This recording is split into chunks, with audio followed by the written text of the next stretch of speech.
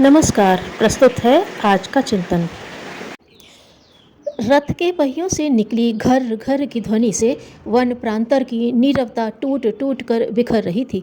16 वर्षीय अयोध्या के राजकुमार राम अपने छोटे भ्राता लक्ष्मण सहित रथ के पीछे वाले भाग में बैठे थे। उनके बीच में विशाल देय यष्टि वाले महर्षि विश्वामित्र विराजमान थे।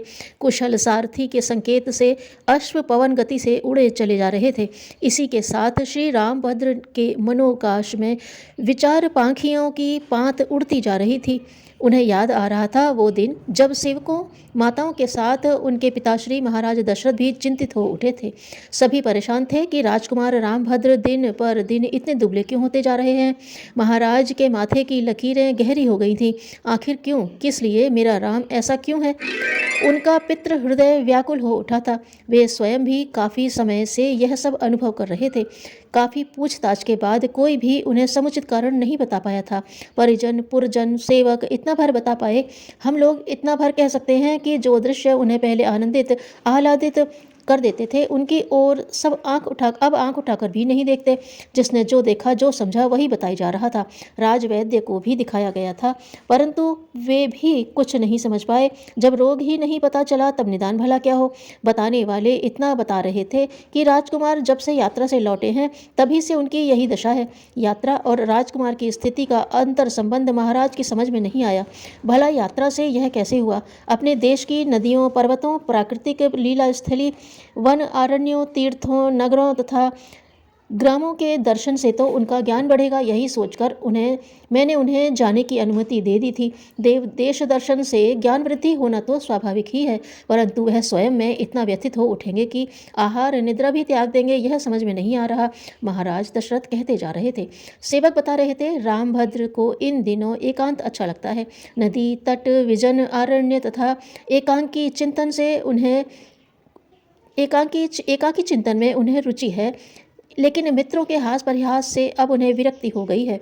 वे एक स्थान पर कितनी ही देर तक प्रस्तरवत बैठे रहते हैं अथवा फिर उदासीन एवं गंभीर मुद्रा में टहलने लगते हैं। महाराज सोचने लगे, जब मेरी संतान नहीं थी तो सोचा करता था शायद निसंतान होना ही सबसे बड़ा दुर्भाग्य है, पर आज मुझे लगता है कि अपनी ही संतान का कष्ट दूर न कर पाना शायद उससे भी ज़्यादा पीड़ादायक है। इधर सेवक का बताना जारी था, स्वामिन, रामभद्र इन दिनों कुछ अधिक ही पीले पड़ गए हैं। कुछ पूछने पर अन्य मनस्क हो दूर चले जाते हैं, मानो बोलने बातचीत करने से उन्हें अरुचि हो गई हो।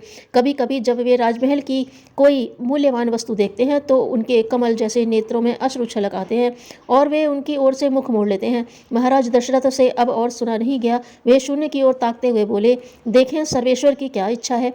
और वे एक ओर धीमे कदमों से चले गए। इधर रामभद्र के मनोकाश में कुछ और ही बिंब उभर रहे थे। उनकी विचार तरंगों में यह उमड़ रहा था, यह धन संपत्ति, यह राज वैभव, यह प्रासाद। कितने दिन सोचते सोचते उन्हें अपनी यात्रा के दृश्य स्मरण हो आए। मानसरोवर की सुनील जल राशि, कैलाश के शुभ्र धवल हिम शिखर, श्री बद्री केदार के पुनीत स्थलों का वह प्रबोध गान कि मानव ऊर्ध्व रेता बनकर रहे तथा मल विक्षेप आवरण उससे स्पर्श न कर पाए। परंतु अपने आसपास की जिंदगी में ऐसे दिव्य पुरुष कितने मिलते हैं। ऋषियों की वह दिव्य तपोभूमि हर पल उनको झकझोरती हुई यही पूछने लगी, संपूर्ण देश त्रास रहित तो है न? और फिर तो जैसे उन्हीं का मन चीत्कार कर उठा, राम, तू तरुण होने आया। इन 16 वसंतों में तूने माता पिता का प्रेम ममत्व देखा, परिजनों पुरजनों का स्नेह समादर देखा, परंतु क्या तुझे रावण जैसे सत्ता शक्ति प्रमत्त द्वारा पीड़ित मानवता की अश्रुपूरित आंखें दिखाई दी? देश की अनेक जनपद आज उस स्वेच्छाचारी द्वारा भेजे घुसपैठियों के स्कंधावार बने हुए हैं, तो क्या कल समूचे देश उनकी नृशंस बर्बरता से अछूते रह सकेंगे? आज अपनी इस यात्रा में वे जिस चिंतन धारा में निमग्न थे उसकी व्यापकता सीमाहीन थी। तभी ब्रह्मर्षि विश्वामित्र ने उन्हें पुकारा, वत्स रामभद्र, और वे क्रमशः विचारों से यथार्थ की दुनिया में आते हुए विनीत स्वर में बोले, आज्ञा गुरुदेव। अभी भी उनका स्वर सुदूर से ध्वनित होता मालूम पड़ रहा था। ब्रह्मर्षि विश्वामित्र ने एक दिवस पहले ही उनके पिता महाराज से उन्हें अपनी सहायता के लिए मांगा था। उनकी इस मांग को महाराज ने बड़े विफल मन से पूरा किया था, पर स्वयं श्री राम के लिए तो महर्षि का सुपास मानो जीवन लक्ष्य की प्राप्ति ही लगा था। अब वे महर्षि की ओर देख रहे थे। उन शाल वृक्षों के निकटस्थ भग्न कुटीर देख रहे हो? हाँ गुरुदेव, इस बार रामभद्र के स्वर में लक्ष्मण का स्वर भी सम्मिलित था। इनमें कभी अपरिग्राही योगी यति साधनारत थे। भोजन के रूप में वे केवल वन्य फल ही लेते थे और नदी का उन्मुक्त जल। परंतु रावण के सैनिकों ने उन्हें यहाँ से बलात् निकाल कर बाहर कर दिया और उनके कुटीरों को रोंद डाला। गुरुदेव, प्रकांड वेदवेत्ता महर्षि विश्रवा के पुत्र। रामभद्र कुछ और कह पाते कि ब्रह्मर्षि विश्वामित्र कहने लगे, इसमें मुनि का दोष नहीं वत्स राम।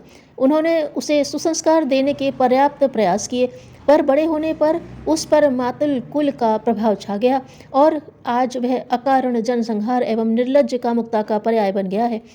राम की भ्रकुटियाँ तन गईं, नेत्र कोण रक्तिम हो उठे। लक्ष्मण की सुदीर्घ भुजाएं फड़क उठीं और वे विनम्र स्वरों में कह उठे, गुरुदेव, हम दोनों का समस्त जीवन यदि इस कार्य में लग सके तो हम बड़भागी होंगे।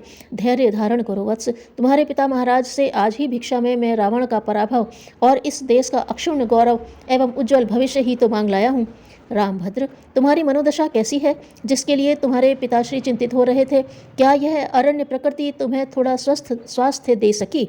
मैं स्वस्थ हो रहा हूँ गुरुदेव। मेरे मानसिक अवसाद का कारण तो जीवन का निष्प्रयोजन लगना था। आपका सानिध्य पाते ही मुझे लगने लगा कि अब मेरे जीवन की भी सार्थकता है, इसका भी कोई प्रयोजन है।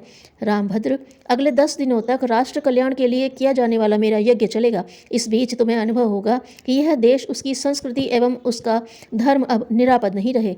वे श्री राम एवं भ्राता लक्ष्मण को अपना मूल उद्देश्य बता रहे थे। गुरुदेव, आपका यह शिष्य वचन देता है कि रक्त की अंतिम बूंद रहते वह अपनी देव संस्कृति की रक्षा के लिए संघर्ष करेगा। राम की दक्षिण भुजा ऊंची हुई। ब्रह्मर्षि श्री राम का यह अनुचर भी आपको विश्वास दिलाता है कि आपकी आज्ञा मैं अपने सर्वस्व की आहुति देकर भी पूरी करूंगा। लक्ष्मण के धनुष की टंकार से वन प्रांतर ध्वनित हो उठा। जनमानस के परिष्कार पर ही प्रगति एवं समृद्धि निर्भर है। धन्यवाद।